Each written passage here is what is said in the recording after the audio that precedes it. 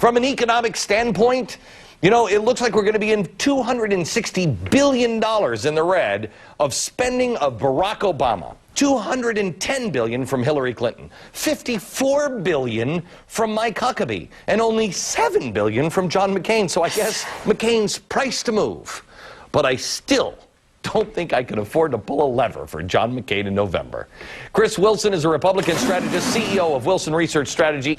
What happened today? What does this mean? Well, I think it's a continuation on Romney's speech to CPAC that the top issue facing America is the war on terror. And if you look at the candidates that are running for president right now on the Republican side and the Democrat side, there's no question. You have John McCain, who understands the challenges created by September 11th. Let's call him a September 12th American. Whereas on the other side, you have Barack Obama and Hillary Clinton that are really September 10th Americans. So if you want to look at it from the standpoint of Mitt Romney's speech to CPAC and the important issues facing America, the most important issue, and let's face it, it's a lot easier to live through a bad economy than it is a terrorist attack. I think you can rationalize why it is that Mitt Romney made this decision. I think the Republicans just stand in line. I think that's the problem. They're just like, okay, next. Yes, you were the front runner last time. You're the candidate this time. I think it's they're just all standing in line. Well, there is some of that, and I think this was Mitt Romney's way of getting in line. Now he is the front runner going into 2012 or 2016, and he had to do this. So now you look at this point, have to do. That's the point. That's what America hates about these parties. I mean, everybody seemed to hate Mitt Romney. You know, all the other candidates, just they dogpiled on him. You could feel the hatred between John McCain and Mitt Romney, mainly coming, I think, from McCain, and the shock and just disbelief from Romney.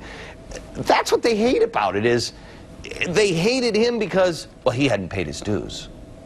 Right, and this is his way of paying his dues. I mean, Glenn, what other choices exist? Do you endorse Barack Obama? Do you endorse Hillary Clinton? I might endorse Hillary. I might. Well, I think from a standpoint, if you're going to take it seriously that the war on terror and the fight against Islamic extremists is the primary issue facing America moving forward, Hillary Clinton is just really not an option.